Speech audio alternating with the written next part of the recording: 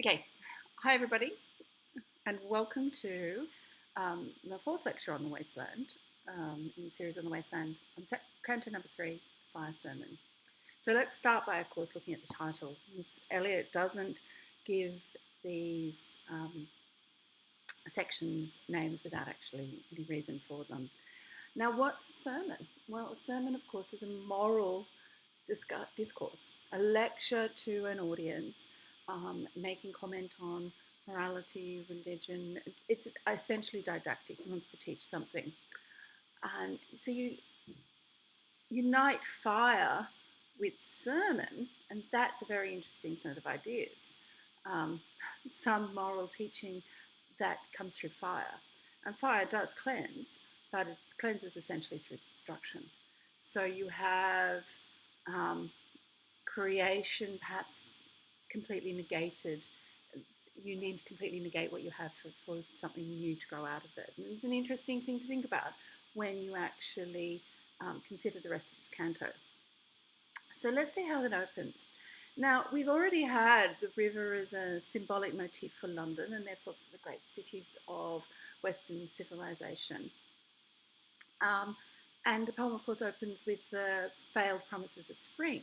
This canto opens with winter. Eliot is obsessed with winter, I think.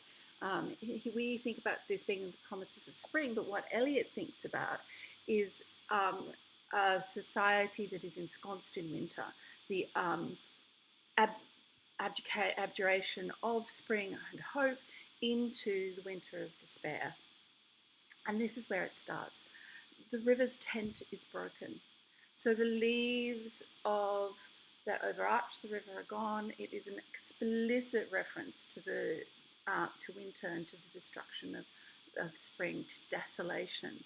The last fingers of leaf clutch and sink into the wet bank. Again, now we have this repetition of the word clutch with all its sinister connotations of grabbing on and grasping and clinging into something. And here they're clinging on to the bank, they're clinging on to some sense that they can maintain control over something, that they've got some hope that they can actually have some echoes of what they actually were. But of course, this is a promise that can't be achieved. These are leaves. They're not. They don't. They were, as much as they might try and stick onto the riverbank, they're dead and gone. An interesting metaphor for European civilization.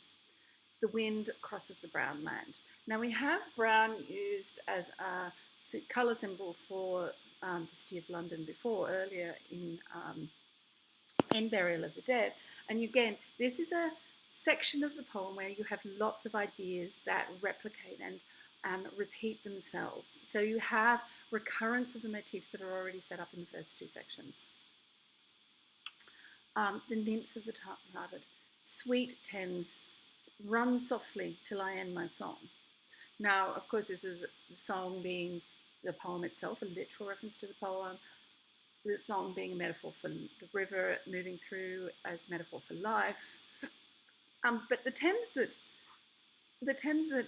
Eliot sets up in this section is not beautiful. It is not sweet. In fact, it is anything but sweet, because if you look at the next thing that you have a list of rubbish and pollution. And that rubbish and pollution is what's actually reflected the what is you have got out of civilization. So silk handkerchiefs, sandwich papers, empty boxes, cigarette ends, and other testimonies of summer nights. So if summer is a peak of fertility and creativity in the seasons of the year, what you've ended up with in winter is actually nothing beautiful but just detritus. So you have again this whole concept of the shattering of civilization into rubbish and fragments. And what is left behind is not beautiful. What the ruins that are left behind are not lovely columns piercing the empty desert. This is no fragments of ruined statues scattered on the stands like you have in Shelley's Ozymandias. It is banal, polluted fragments of the past when people have just literally thrown things away. which I think is how Eliot thinks about the world at this point. And so you have these, and you have here a really interesting, the loitering heirs of city directors. So what we're going to see in this section of the poem, if you remember from my first lecture where we talked about the things that were broken by World War I, trust in elites, trust in community, trust in technology. This section is actually about technology in some ways. That's its central theme for this section, without the whole idea, thematic ideas that come together from the entire poem. The nymphs have departed. So culture, nymphs, of course, representative of classical European culture, and they're left with city directors, men whose business is business, whose men's business is industry, making money, commercial, monetarist. So there's a rejection in that primacy of those, in the primacy of business and manufacturing and industry and technology, a rejection of all those things that that Eliot sees as actually creating anything worthwhile from the past. And what they have done, what these city directors have created, is not beautiful remnants. It's not things that are actually worthy of memory, but rubbish, literal rubbish. And some of that literal rubbish is actually rubbish associated with immorality. So it's picnics with loose women on the edge of the banks, silk handkerchiefs, which are actually used as a form of condom and contraception. I'm not sure how that actually would be, how effective that would be, and it would be an interesting. I'm not sure I'm interested in seeing how to try, but there's a long tradition from sort of the mid 17th century to using silk handkerchiefs as a sort of ad hoc condom to protect from pregnancy. So by the waters of Laman, which of course is a reference to the psalm, by the rivers of Babylon where I sat down and wept in exile. So this is about people who are exiled from things that actually really matter, a whole society that is in exile. But Laman is also while it may actually be an actual river, it's also a slang term from the Middle Ages for prostitute. So you have these overlaying, again, layers and upon layers. And you finish with this reference to probably the most influential quotation in all of poetry in English, which comes out of 17th century poet Andrew Marvell's very famous poem, His Coy Mistress. Now, and you see repetition and repeated allusions to this line in the rest of this section of the poem. But at my back, in cold blast I hear the rattle of bones and the chuckle spread from ear to ear. Now, in the original poem, and it's at my back I always hear time's winged chariot hurrying near, and Marvell uses it as a recognition of the fact that life is short. And his poem is the ultimate, in fact, possibly in English, the original Seize the Day poem. And he's using it basically to say, life is short, we should enjoy what we've got, so have sex with me now because we could be dead tomorrow. Eliot's reference to this is far less benign than that. This is not seize the day. This is death is coming for all of us. And death is hard and cold and laughing at us. And it's cold blast, I fear. It's not time's winged chariot coming closer. This is the cold blast of death, whose fingers are actually out to grab on and hold of us.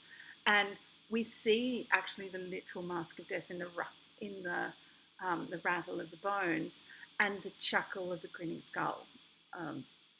So you can't get much more explicit reference to death. And so we're back to Eliot's central themes of destruction and alienation. Here, this is not a call for community, this is not a call for connection, this is a call for actually recognition of the fact that our society is destroyed. And in the second stanza, we go on with a continuation of that. And we talk about a really important allusion to the Fisher King, which is one of the great Grail myths. Now, the Fisher King is the ultimate impotent figure.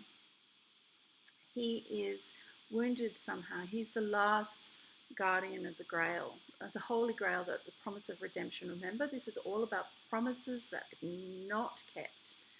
So the Fisher King holds the Grail, but at some point he has been injured. So impotent and sexually impotent because the wound is in the groin, and physically impotent because he can't actually even move. So he's crippled and impotent, barren and unable to help himself. He can do nothing but sit by the river and attempt to fish and watch his kingdom crumble around him.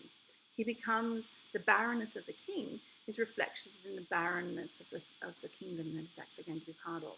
So if we look at the last section, well, we have a game of chess, which is all about literal barrenness and the women who are sterile. Again, we have this new motif for sterility and destruction.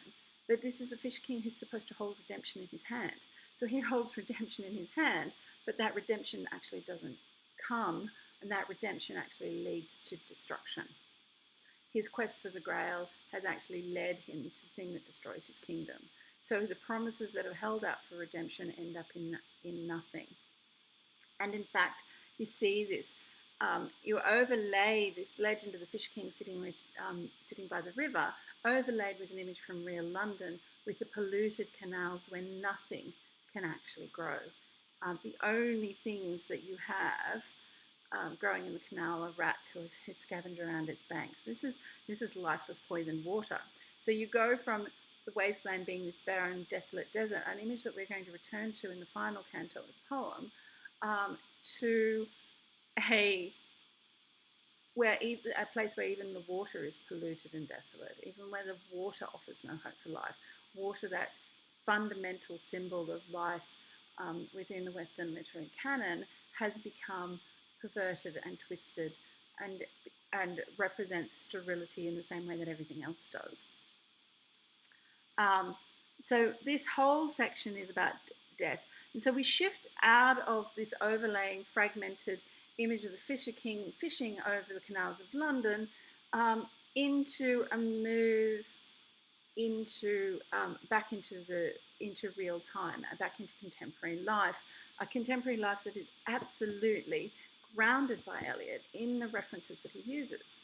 So you've got the sounds of horns and motors. So you are moved out of this mythical kingdom of Fisher King into real London, and it's real London that is polluted by, even in the sounds now, we have pollution of sound. Now that's a reference that we looked at in the game of chess, with the way that the Nightingale's song is being heard, not as being beautiful, but as being banal in the jug, jug, jug, something that we're about to see Eliot reiterate in this discussion of violation. And so you have the horns and the motors, the sounds of modern technology. And then we have the reference to Mrs. Porter. Now, Mrs. Porter famously runs a brothel in Alexandria that is patronised by the soldiers who are on their way for the Dardanelles. And she's so famous that they make a song about her. And this fragment, oh, the moon shone bright on Mrs. Porter and on her daughter. They washed their feet in soda water. It actually becomes a lascivious and very rude soldier song, and the verses get filthier and filthier and filthier as the song goes along. And it's one of these famous sort of soldier songs that are representative of popular culture during World War I.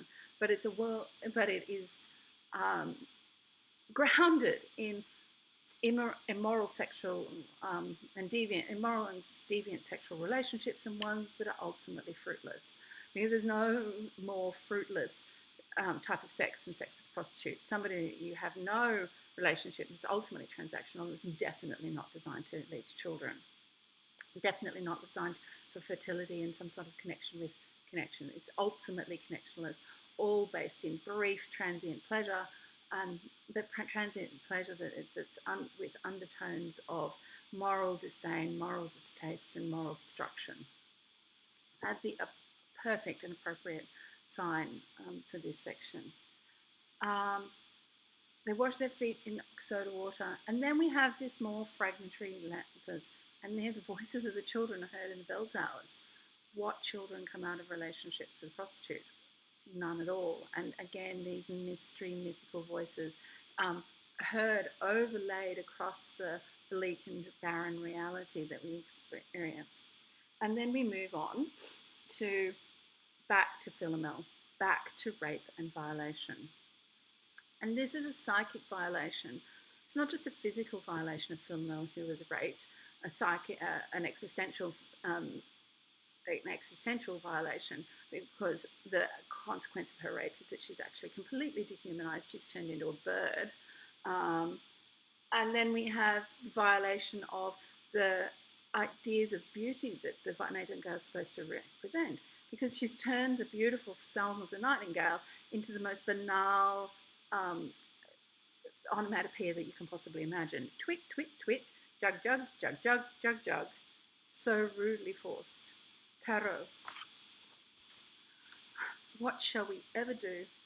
Hot water at 10, and if it rains, a closed cast at 4, and we shall play a game of chess. Back to the imagery of the pawns, and back to this whole idea that we are helpless beings in control of into the control of chaos. Well, we think we have control of the world, but ultimately we are not.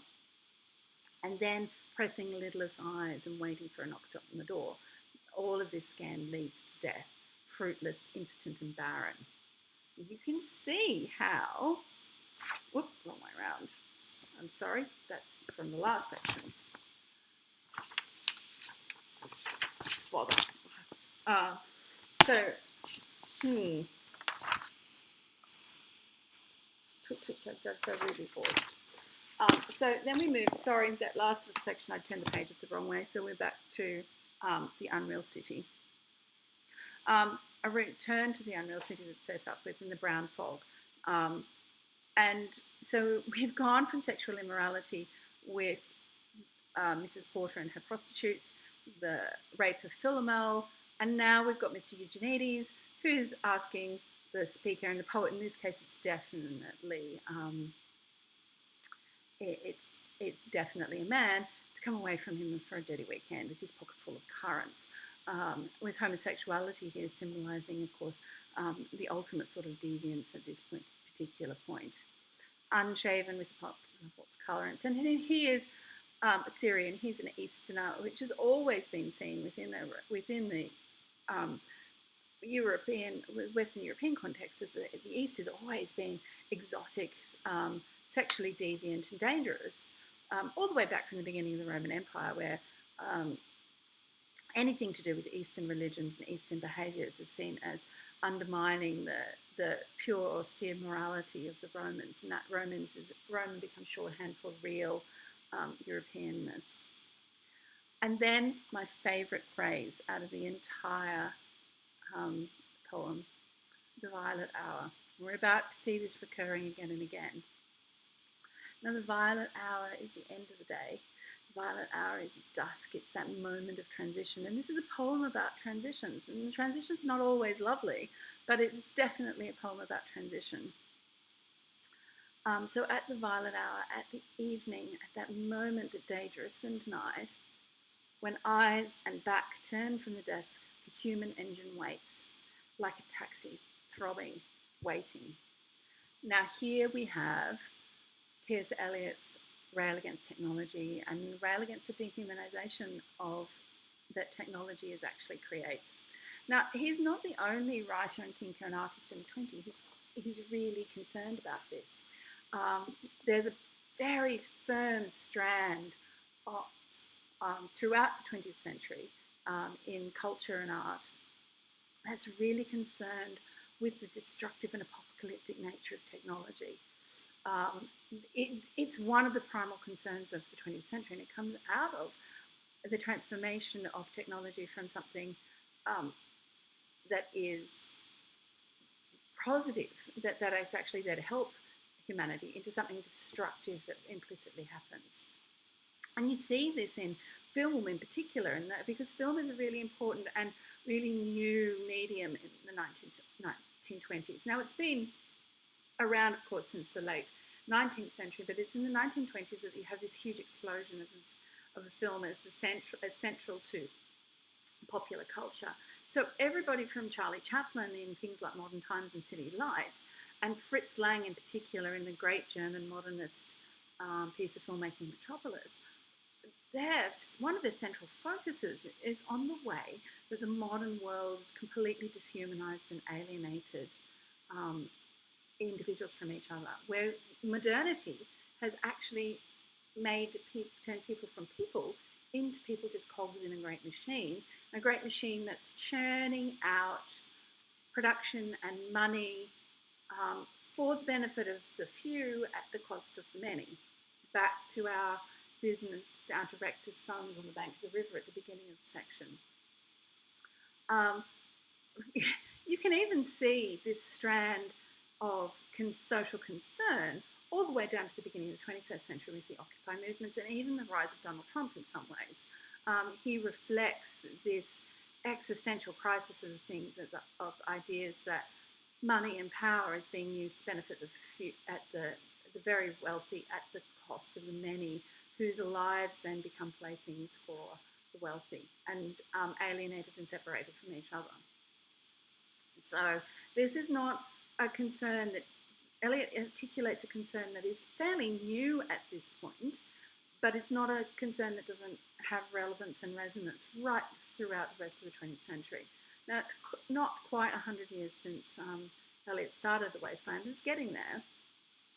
And some of those central messages are still actually really resonant and really powerful in the context of the early 21st century, in the same way that they were resonant and powerful in the context of the post-war period in the early 1920s.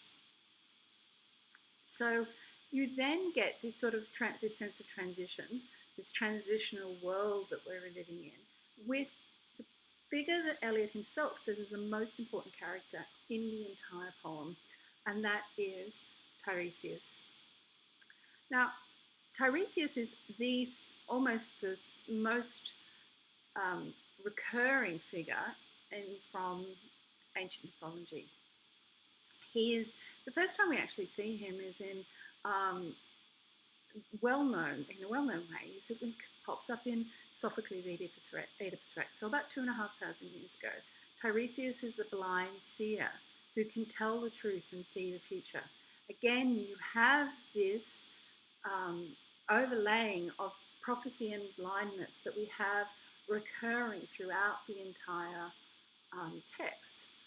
And he occurs in the legend of Odysseus. He gives advice to Ulysses on his great 12 quests. But the legend of Tiresias that we're concerned with in this section of the poem is the thing that becomes Tiresias's almost defining characteristic. Tiresias gets caught up in the squabble between the gods. He can tell the truth. He can see the future. And as a result, as a reward for that, when Juno and Zeus have Hera and Zeus have a fight over who enjoys sex more, men or women, they decide to actually find out. Juno thinks it's women who enjoy sex more, and Zeus who thinks it's men who enjoy sex more. So you have this this debate amongst the gods, and they choose to make the ultimate pawn out of Tiresias, which is an interesting metaphor for the lack of control. They turn him into a woman. He's experienced sex as a man because he's born as a bloke, and just because he's blind doesn't mean that his penis doesn't work. So what they do with him is they turn him into a woman and make him become a prostitute. Now, the Theban setting is really important in this. We know that Tiresias has a long and strong connotation with Thebes out of the Oedipus legends. But Thebes in the ancient world, in ancient Greece, is also the centre for prostitution. That's where huge numbers of prostitutes get their training. It's one of the major centres for the buying and selling of prostitutes, because most prostitutes in the ancient world, of course, are slaves. It's not a job you chose as a woman lightly. It's a job that you were actually bought and sold into. And Thebes is famous for its prostitutes. The most famous prostitute in the entire ancient world, Phryne, is Theban. She's a legendary beauty who makes so much money out of her trade that when the walls of Thebes get knocked down, she offers to rebuild them as long as it's inscribed epigraphian on the walls that they're built, torn down by men's pride and restored it by Phryne the courtesan, and the elders of Thebes refused for that. She's also reputed to be the model for the first ever figure of a female nude. The first time that anybody's actually displayed a naked female body, it was supposed to be a Phryne, and her beauty is so legendary that when she was involved in a court case, they actually had it dismissed because her defense lawyer pulled down her, stripped off her cloak, pulled her pins out of her kiton and pulled down her front and presented her breasts to the male jury and said, how can you condemn this figure of perfection? So Thebes and sex are synonymous, but again, amoral sex. So here is poor Tiresias, who's made to serve as a prostitute at the whim of a god, completely helpless, the utter figure of female degradation and powerlessness that we see from the game of chess. And he serves as a prostitute for several years until Zeus and Hera turn him back so that he can actually decide. And he decides it's women who like sex the most, interestingly. But even though he is rewarded by being turned back into a male, and that's definitely a reward in an ancient world, because being a female in that context is not getting a hold of the lottery of winning in the lottery of life, they turn him back, almost back to perfect, but he always maintains a pair of female breasts. So he becomes this symbol for the utter sort of transition. He's a complete transition. Somebody's being man and woman and man and woman all caught up in one thing. Somebody who can see the future clearly and truthfully, but that seeing that the ability to have true prophecy, again in the same way that the Sibyl of Cumae from the opening epigraph has, that brings them no sense of control. That doesn't make him powerful. He has no more control. Seeing what the future is going to hold gives him no more control over his own life and his own world than anything else. So, at the violet hour, again, the repetition of that motif. The evening hour that strikes homeward and brings the sailor home from the sea, the typist home at tea time. Now, that's a very sort of famous short piece of poem. Home's the hunter, home from the hill, and the sailor is home from the sea. The ending of the day, which is supposed to talk about completion. It's supposed to talk about somebody walking into their community, into home, from the isolation of these isolated jobs, the sailor at sea and the hunter alone in the woods, home into community. Here, T.S. Eliot transforms that traditional vision of the end of the day as something of completion into something that actually becomes more and more isolating. So it's not the hunter who comes home from the hill, it's the typist, this cog in this new industrial machinery, who comes home to her empty home. So she's at home and isolated. She is, again, caught in this little box, which echoes the same sort of box of the opening section of Game of Chess. But this is a box for the poor and the everyday, for the cog in the greater machine. And it's an empty life that she's living, barren and fruitless. It's a rejection of everything. So she's got her washing, but it's spread out on the windowsill. She doesn't even have a back garden. She's completely, again, alienated from the natural world. The food that she is eating is food out of tins. Complete detachment from tradition, and from the whole idea of food as something that is communitarian, something that brings us together. Here, food is something that is isolated into separate containers and something that she's expected to eat by herself. And the old man with the wrinkled dugs, the old man who has been the prostitute underneath the wall of Thebes, is now becomes the watcher, watching a barren and soulless sexual interlude, which is not one that is based on transaction. exactly. The young man that we're about to see is not going to pay his lover, but it's ultimately might as well be, because for the woman, and there is nothing of anything that's fulfilling here. It is empty, soulless. She can't even feel anything. She's dehumanized so much that something that is so integral to connection within the human race, which is sex, this is the way that we connect with each other on the most deeply intimate levels, has become mechanistic and alienating rather than communitarian. This is not sex that's designed for procreation and connection and future. This is of purely transactional nature, which she can't even feel. So it's the carbuncular young man, it's the pimpled youth, but strutting and boastful and certain of his appeal, who comes and presses his advances. Now, is this violation? It's not quite. It's not quite the rape of Philomel, but at the same time, it is violation, because this is a man who is ultimately concerned for his own sexual release rather than building any sort of connection.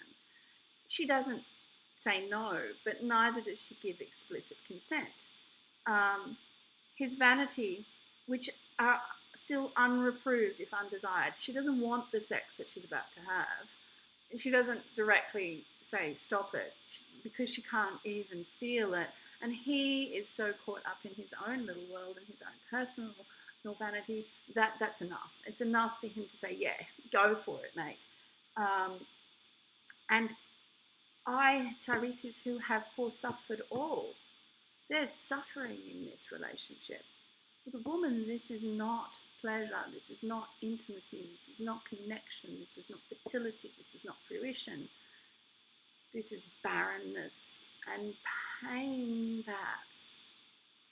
She says it, forsuffered. I, who already have suffered what this woman is about to suffering, know that there is suffering involved in this. And the man is so caught up in his own insular little world and his own sense of imperviousness that he can't actually see the suffering he's just about to inflict on his partner. Bestows one final patronising kiss, as if that makes everything that's just happened okay. He has sex with her, kisses her as if that makes it as if that means that he's considered what she actually wants out of this relationship. He considers whether she's actually consented, and goes on. The mention about sitting under Thebes' walls, which just goes before that, actually reinforces this idea that this is a form of emotional prostitution, even if it isn't literal monetary prostitution that this is being endured by the young woman. She turns away and looks for a moment in the glass, hardly aware of her departed lover. Her brain allows one half-formed thought to pass. Well, now that's done, and I'm glad it's over. Completely despairing. I mean, how bleak is that? This is sex. This is probably her first type of sex. I'm glad it's over. Her first institution into that. And it's ultimately unsatisfying, unfulfilling. She's completely disengaged. She's completely dehumanized. The only person that's getting out of this. When a lovely woman stoops to folly, whose folly is it? Is it just hers, or is it the folly of society that actually chooses this world? And she paces around her room again, alone, back to aloneness, back to alienation. And she smooths her hair with an automatic hand.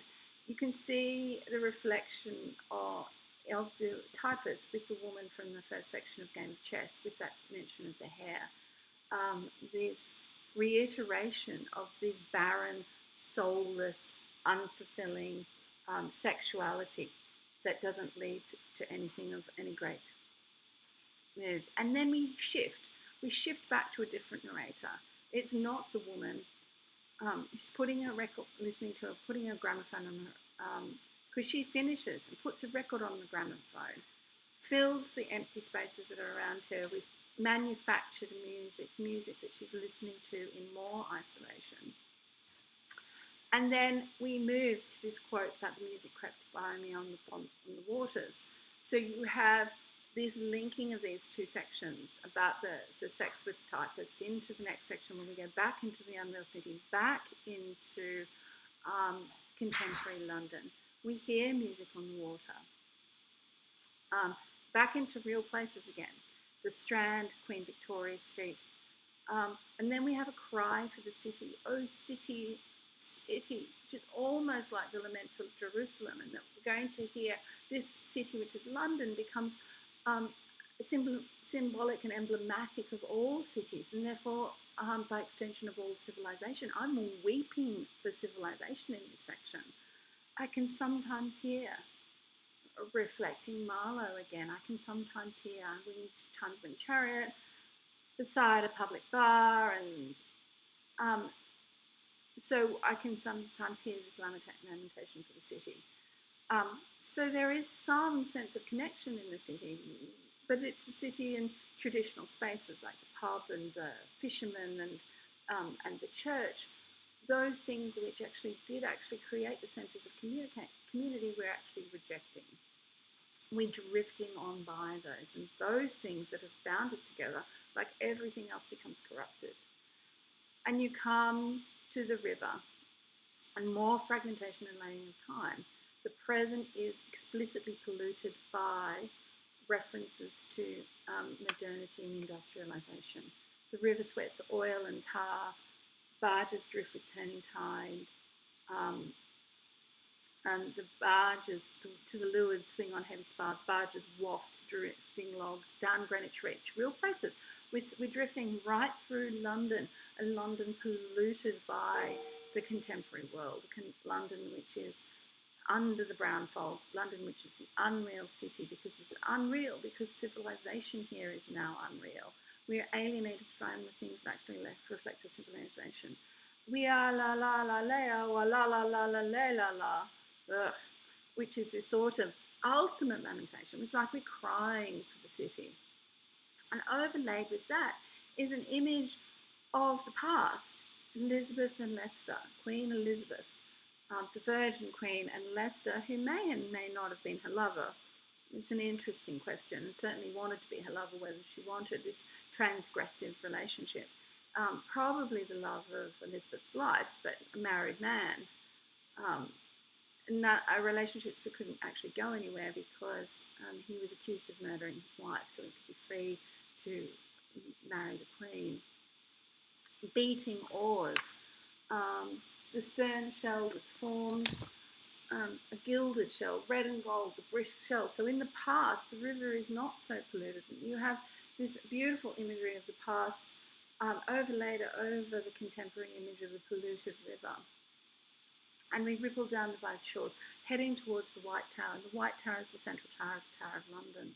And again, we have this weeping and wailing, because despite the beauty of the imagery that's associated with Elizabeth and Leicester rowing down the river, Thames is probably still polluted then, and you have this, again, sexually transgressive relationship that exists between these two people, and one that ultimately leads to barrenness.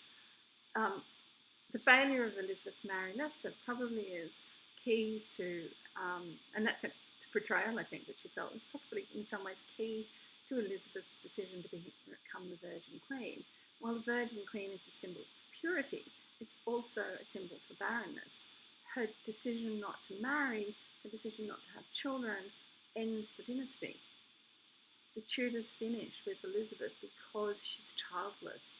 What is her strength is actually also her weakness. What supports her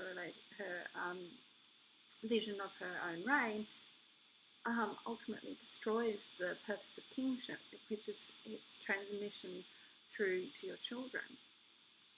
A civilization, a golden age that comes to an end with her death, because there are no fruitful children there.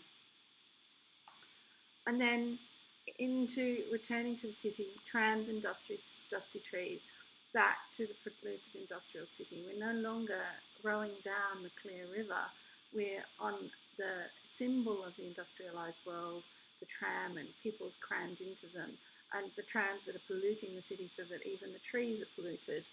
Highbury bore me, King Richmond and Kew, as the city spreads out into the world, undid me. And now this section of being undone, of course, is literally being unravelled, is life coming to an end. By Richmond I raised my knees, and he's morally undone, I think. We're raising my knees supine on the floor of a narrow canoe. My feet are at Moorgate and my heart under my feet after the event. He promised a new start. I made no comment. What should I resent? Promise them something that's not going to be fulfilled. A new start. It's probably a promise for sexual fidelity. Is this actually going to come true? Almost certainly not. And then it comes on to Margate Sands, which are actually at the end of the Thames, the mouth of the Thames. I can connect nothing with nothing.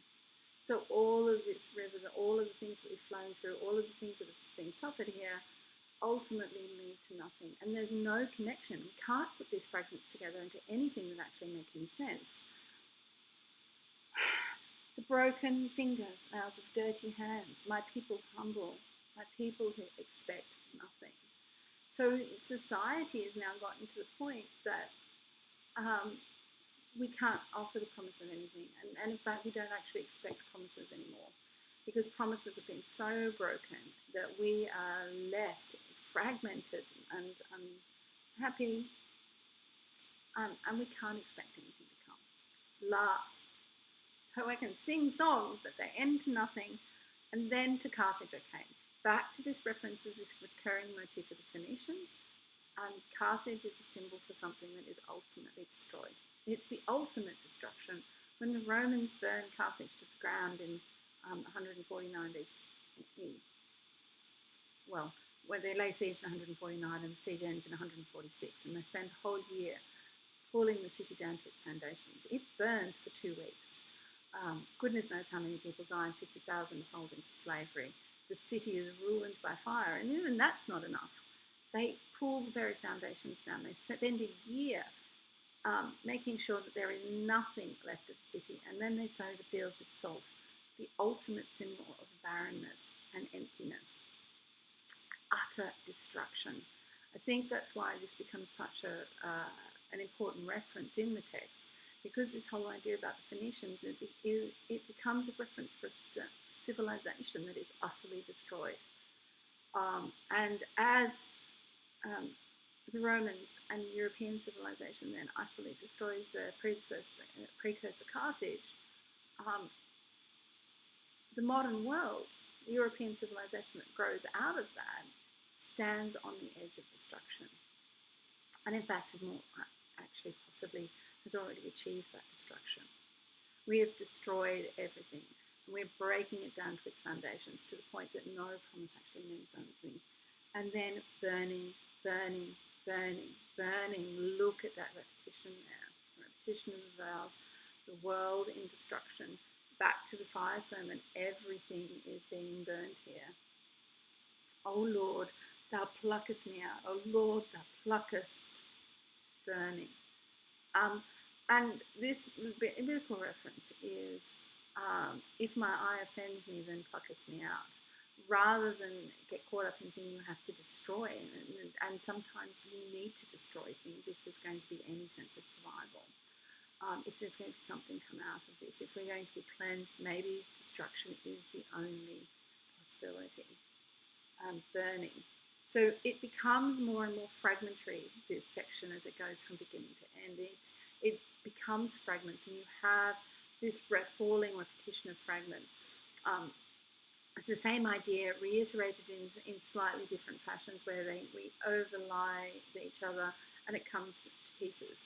A technique which is relatively new in poetry and really comes from the American poet Walt Whitman, whose work T.S. Eliot would have undoubtedly, as an American, have been familiar with. So fragments of things falling to pieces and fragmenting, and the reiteration of those fragments to really reinforce the meaning. So the fire sermon, which begins with the moral message that of morality, a moral speech, a didactic lesson, ends in utter destruction.